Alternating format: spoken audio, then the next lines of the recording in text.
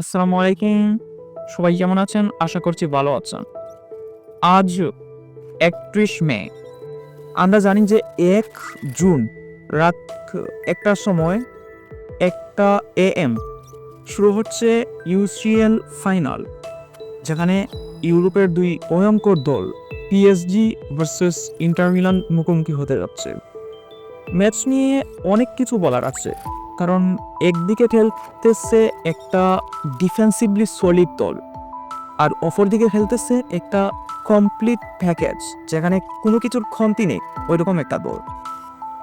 আহ, যদি আমরা পিএসজির দিকে তাকাই তাহলে দেখবেন যে তাদের কাছে কিন্তু কোনো পজিশনেই কোনো দুর্বল প্লেয়ার নেই। বিশ্বের সেরা সেরা প্লেয়াররাই কিন্তু তাদের ওই প্রত্যেকটা পজিশনেই আছে।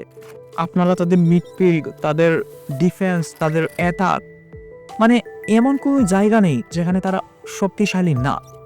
অপরদিকে যদি আমরা ইন্টার মিলানের দিকে যাই, তারাও কিন্তু অনেক কমপ্লিট, বাট তাদের খেলার ধরনটা কিন্তু অন্যরকম। তারা ডিফেন্সিভলি অনেক বেশি সলিড, তাদের কাছে ডিফেন্স ব্যাক করাটা অনেক হার্ড। তাদের যে উইং ব্যাকগুলো আছে, ওই দুইটা তাদের ফুল ম্যাচের প্রাণ বলা যায় ওই উইং ব্যাকগুলোকে, যেমন ডিমার্কো, ডম্পিশ। ওদের জন্যই কিন্তু অনেক সময়, যেমন বার্সেলোনার সাথে কিন্তু ওই প্লেয়ারগুলোর জন্যই ম্যাচটা এইভাবে জিতেছিল। আর তাদের যে অ্যাটাক লাইন আছে, ওখানেও কিন্তু অনেক গতিসম্পন্ন প্লেয়ার আছে, অনেক টেকনিক্যালি উন্নত প্লেয়ার আছে।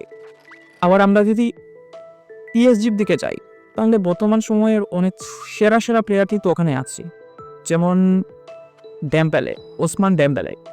ও কিন্তু বর্তমানে যে একটা ফর্মে আছে, অসাধারণ। ওকে কিন্তু ব্যালন ডিওরের জন্য ফেভারিট বলা হচ্ছে। আমারও মনে হয় যে ও অনেক ফেভারিট ব্যালন ডিওরের জন্য। ফর দিস সিজন তাদের যে পারফর্ম, ওইটা জাস্ট মাথা নষ্ট। সেও কিন্তু ভাবতেও পারেনি যে বার্সেলোনা থেকে প্রপ একটা প্লেয়ার টিএসজিতে গিয়ে এইরকমভাবে কামব্যাকটা করবে। মানে কিলিয়ান এমবাপ্পে এদিকে রিয়াল মাদ্রিদে আসার পরে ডেম্বেলের যে একটা উন্নতি হয়েছে, ওইটা জাস্ট শোকে পড়ার মতো। গোল, অ্যাসিস্ট কি করতে পারে না বেচারা। মানে dribbling, goal, assist, passing, everything was brilliant. আবার যদি আমরা ইন্টার মিলানের দিকে যাই, তাহলে তাদের যে ডিফেন্স আছে, তাদের যে ডিফেন্সে বাস্তনি, ওইটা জাস্ট মারাত্মক। বর্তমান সময়ের সব থেকে সেরা ডিফেন্ডার ফর মি, আমার কাছে সব থেকে সেরা ডিফেন্ডার বাস্তবই। আরও কিন্তু অনেক প্লাস পয়েন্ট আছে আপনার ইন্টার মিলানের কাছে। ইন্টার মিলান চাইলে খুব সহজেই ম্যাচটাকে ডমিনেট করে জিততে পারে, অ্যাবিলিটি তাদের মধ্যে আছে। তারা সেটা বার্সেলোনার সাথে ম্যাচটাতে খুব ভালোভাবে দেখিয়েছে। মানে একসাথে 3টা ম্যাচ হারা, তারপর বার্সেলোনার সাথে এসে তাদের বার্সেলোনার বরের মাঠে এভাবে কামব্যাকটা জাস্ট, মানে every Barcelona fan are crying this night, also me. আমি নিজেও পার্সোনালি বার্সেলোনার একজন অনেক বড় ফ্যান। অনেকে ভাবতে পারেন যে লিভারপুলের জার্সি পরে বার্সেলোনা ফ্যান, আর ওইটা না হয়ে থাক। আমি লিভারপুলকে মোটামুটি পছন্দ করি বিকজ তাদের জার্সি আমার ভালো লাগে, দ্যাটস ওয়াই। আর বার্সেলোনা ওয়াজ মাই। আর একদিকে পিএসজি খেলবে হাইলাইন ডিফেন্সে, অপরদিকে ইন্টার মিলান কিন্তু খেলবে, আপনারা হয়তো সবাই জানেন যে ইন্টার মিলান কাউন্টার অ্যাটাকে অনেক সলিড। কাউন্টার অ্যাটাক হাইল্যান্ড ডিফেন্সের জন্য কতটা মারাত্মক, সেইটা কিন্তু আমরা বার্সেলোনার অনেক ম্যাচগুলোতেই দেখেছি যে হাইল্যান্ড ডিফেন্সে কি হয় যে সব ডিফেন্ডাররা উপরের দিকে চলে আসে।